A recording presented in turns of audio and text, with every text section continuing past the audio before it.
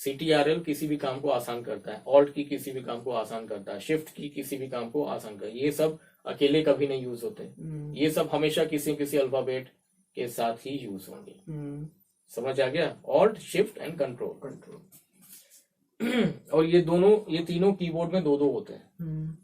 Shift का भी दो, ऑल्ट का भी दो, CTRL कंट्रोल का भी दो बटन।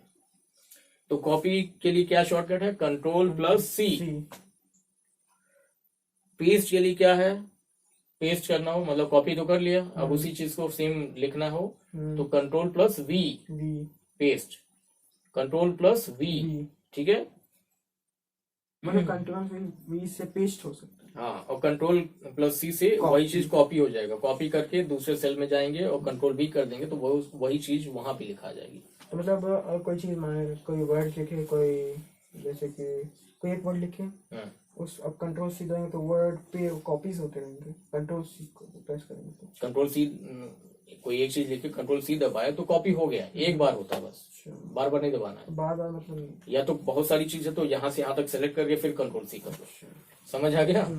तो इकट्ठा हो गया।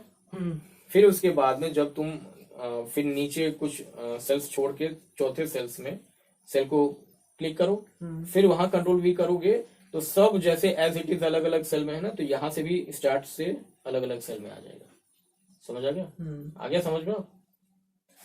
तो कट के लिए Ctrl+C, Ctrl+C एंड पेस्ट के लिए Ctrl+V।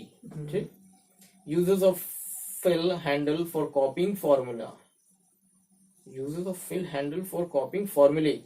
Follow the steps below to copy formula using the fill handle. Fill handle क्या कहता है? उसमें फॉर्मूला को कॉपी कर सकते हैं। Select the cell which contains the formula. पहले तो सेल को सेलेक्ट करो जिसमें कोई फॉर्मूला जिसको कॉपी करना है। Click the small black square in the bottom or right corner of the selected cell. Click the small black square in the bottom right corner of the selected cell. अब जैसे selected cell है तो पहले तो हम cell को select कर लिए, फिर वहीं पे जब पॉइंटर ऐसे इधर उधर करोगे तो एक डार्क छोटा सा बॉक्स आएगा। जैसे हमने बॉर्डर पे पॉइंटर रखा तो प्लस का साइन आया, उसी तरह बॉर्डर पे पॉइंटर रखेंगे तो छोटा सा स्क्वायर बॉक्स आएगा। ठीक। Drag the fill handle up to the required cell, उसी को फिल हैंडल बोलते हैं। अब जब वो हमें दिख गया तभी दबा दो और तभी ड्रैग कर दो तो फॉर्मूला सब आ जाएगा नीचे। समझ आ गया?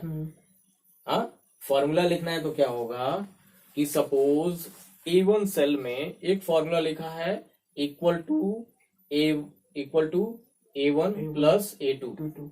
एक फॉर्मूला लिखा है कि A1 सेल का जो वैल्यू है प्लस A2 सेल का वैल्यू, ये फॉर्मूला लिख दिया। अब ये लिखा है A3 में, A1 A2 तो भर गया, A3 में ये फॉर्मूला लिखा है। ठीक। अब मुझे चाहिए कि A4 A5 A6 A7 A8 में सब में यही फॉर्मूला लगा हो। हाँ, तो हम पहले तो A3 वाला सेल सेलेक्ट करेंगे जिसमें फॉर्मूला लिखा है, तो सेलेक्ट के लिए वही वहां पे जाएंगे, पॉइंटर रखेंगे, क्लिक करेंगे तो सिलेक्ट हो गया। ठीक। उसके बाद जब पॉइंट सेलेक्ट हो गया, अब छोड़ दो बटन, फिर उसके माउस को वहीं पे थोड़ा सा हिलाओगे तो राइट साइड के बॉटम में बॉक्स ऐसे होता है ना रेक्टेंगुलर, तो राइट साइड के थोड़ा सा बॉटम में पॉइंटर ले जाओगे तो एक छोटा सा स्क्वायर बॉक्स आएगा जैसे प्लस साइन आता है। फिर जब वो दिखेगा तभी लेफ्ट क्लिक फिर दबाओ, हाँ, फिर ड्रैग कर दो। समझ आ गया? फॉर्मूला सारे लिख जाएंगे। हाँ? कि इसमें हाँ देखो, नहीं ये 1 3 लिख के फिर ड्रैग किया है, ऑड नंबर्स का सीरीज, इवन नंबर 2 4 लिख के फिर ड्रैग कर दिया है, नेचुरल नंबर 1 2 लिख के फिर ड्रैग कर दिया है, मंथ में जनवरी फरवरी लिख दिया फिर बाकी ड्रैग कर दिया। समझ आ गया? और संडे मंडे लिख के संडे मंडे लिख के फिर ड्रैग कर दिया।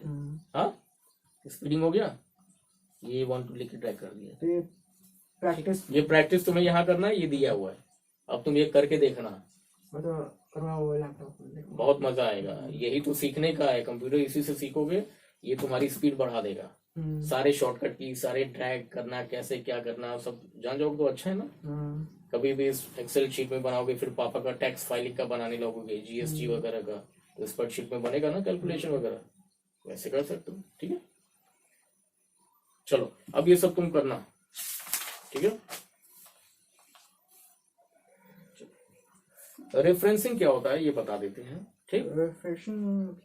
रेफरेंसिंग देखो, किसी का रेफरेंस शब्द का मतलब क्या होता है? रेफरेंस शब्द मतलब जैसे तुमने मुझे रेफरेंस दिया कि सर, किसी का रेफरेंस दिया कि सर उनके यहाँ चले जाइए, उनसे भी मैंने बात किया था तो वो पढ़ना चाहते हैं, ठीक।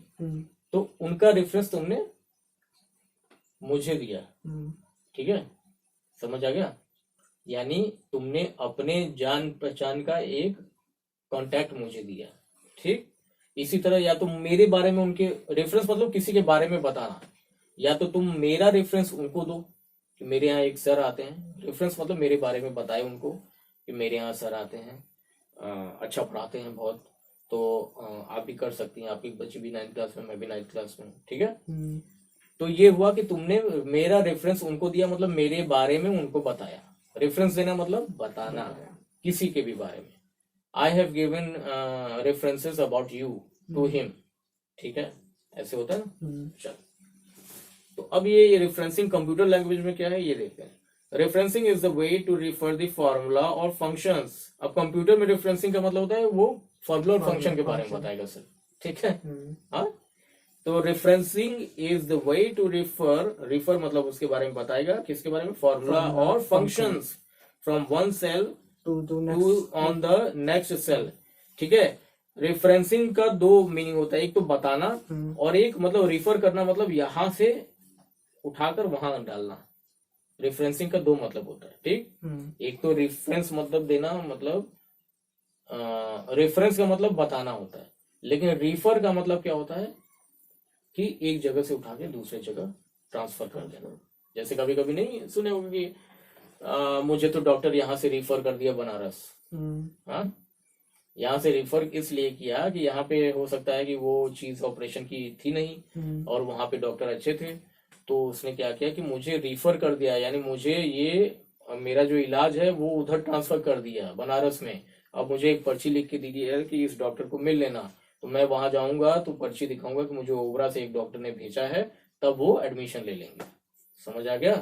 ये इसे कहते हैं रेफरेंस, मतलब मेरा ही जो इलाज ये हैंडल कर रहे थे उसको रिफर कर दिया, इधर से हटा के उधर कर दिया, ठीक। अब देखो इधर तो referencing is a way to refer formula और functions from one cell to the next cell. तो रेफरेंसिंग किसके लिए होता है कंप्यूटर में? फॉर्मूला और फंक्शन को एक सेल से दूसरे सेल में डालने के लिए। रेफरेंसिंग किसके लिए होता है? कोई भी फॉर्मूला है, मुझे चाहिए कि ये फॉर्मूला यहाँ नहीं था, एडिशन यहाँ नहीं करना था, एडिशन वहां करना था, हाँ, उस सेल में, तो अब यहां से एडिशन का फॉर्मूला उठाकर उस सेल में डाल देंगे, ठीक। तो there are 3 types of referencing. Relative referencing, mixed referencing and absolute referencing, ठीक है। क्या है? Relative referencing, mixed referencing and absolute referencing. Relative referencing क्या है? When you drag any formula in any row, इधर देखो, when you drag any formula in any row और column in any direction, the formula gets copied in the new cell with the relative reference, ठीक है। अब ये बाकी चीजें मैं कल बताऊंगा, ठीक है। वैसे भी शायद खत्म होने वाला है। हाँ, ये सब प्रैक्टिस ही है, अब समझ में आया क्यों इतना लिखा हुआ है। You have to do the practice on laptop और कंप्यूटर। एक्सरसाइज खत्म ही हो गया ये तो। यानी आज ही खत्म हो गया क्या? खत्म कर दे क्या आज? कितना बचा ही है तो खत्म ही कर दे क्या? हाँ, खत्म ही कर देते हैं। रिलेटिव रेफरेंसिंग, अब ध्यान से सुनो, इधर अलर्ट हो गए। When you drag any formula in any row और कॉलम, जो भी कोई फॉर्मूला को अगर खींचते हो, एक जगह लिखे हो, उसको खींच रहे हो कहीं रो या कॉलम में डालने के लिए, ऊपर या नीचे, in any direction the formula gets copied in the new cell with the relative reference. वही चीज बता रहा है। क्या बता रहा है जो अभी पढ़े हो? अभी जो हम लोग रोफ कॉलम पर ऐसे बस वही बताया, ठीक है। कि फॉर्मूला हमने लिखा, फिर सेलेक्ट कर दिया उस सेल को, फिर उस सेल के राइट साइड के बॉर्डर पे आए थोड़ा सा नीचे, तो छोटा स्क्वायर बना, उसी को लेफ्ट क्लिक करके ड्रैग कर देंगे तो सेम फॉर्मूला आ जाएगा। इसी को कहते हैं रिलेटिव रेफरेंसिंग, मतलब एक फॉर्मूले को चलो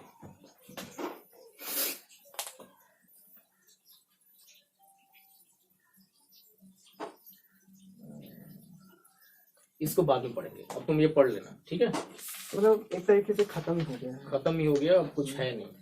और इसके बाद ये मिक्स्ड रेफरेंसिंग के बाद एब्सोल्यूट रेफरेंसिंग जो है, इन absolute referencing a dollar symbol is used before the column name, यानी कॉलम नेम क्या है A1, उसके पहले डॉलर साइन आ गया, तो as well as row number, यानी रो नंबर क्या है 1, उसके पहले डॉलर साइन आ गया, ऐसे लिखा रहेगा। To make it constant in any formula, और रो के पहले भी डॉलर साइन ऐसे लिखा रहेगा। तो ये क्यों लिखा है जरा हम आगे पढ़ते हैं। In this case even if you drag your formula in any of the direction, the absolute referencing में क्या हुआ कि in absolute referencing a dollar symbol is used before the column name as well as row name, row number, to make it constant, constant बनाने के लिए। मतलब एक constant मतलब समझते हो ना, पहले दिन बताए थे, फर्स्ट डे बताए थे कांस्टेंट माने क्या हुआ। कांस्टेंट एक वेरिएबल था मैथ में, constant value and variable value में क्या अंतर है, भूल गए, मतलब रिवाइज नहीं कर रहे तुम। कांस्टेंट वैल्यू में क्या होगा, कांस्टेंट मतलब कांस्टेंट मतलब स्टेबल, सपोज, हाँ स्टेबल, वेरिएबल माने चेंजिंग, हाँ, कांस्टेंट मतलब एक ही वैल्यू फिक्स हो गई, 5 है तो 5 है, तो 5 है, या ax होता था तो a लीनियर इक्वेशन में ax plus by plus c है ना, तो a की वैल्यू जो लिखी है न्यूमेरिकल वैल्यू वो तो वही है, लेकिन x की वैल्यू कुछ भी निकल सकती है। हम x इज इक्वल टू 1 भी रख सकते हैं, वहाँ x इज इक्वल टू 2 भी रख सकते हैं, x इज इक्वल टू 3 भी लिख के वो कर सकते हैं। तो x और y की वैल्यू जो है वो वेरिएबल थी, चेंजिंग थी।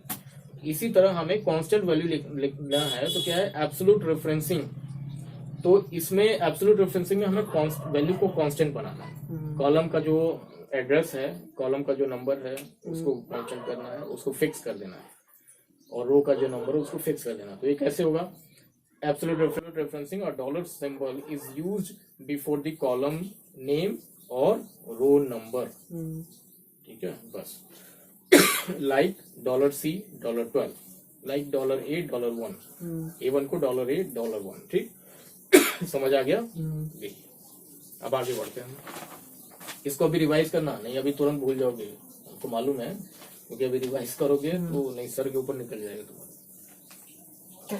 क्रिएशन ऑफ चार्ट्स, अब ये तुम प्रैक्टिस करना घर पे, ठीक है। This is all for practice and this chapter is completed now. Only has one chapter left. So within 3 days of studying, we have completed digital documentation, and first one was documentation. Data entry, keyboarding skills. Digital documentation. Digital data entry and keyboarding skills. नहीं, digital documentation वो नहीं आ रहा। नहीं आ रहा, लेकिन हम लोग complete तो किए। हाँ, आधा हम लोग कंप्लीट कर दिए थे। Digital documentation, data entry and keyboarding skills, and electronic spreadsheet. Now fourth chapter will be digital presentation. So in the next class we'll be taking care of the chapter digital presentation. उसके बाद domestic पढ़ेंगे। ठीक है। So this is closed now, and you have to work hard. अभी exam time है ना।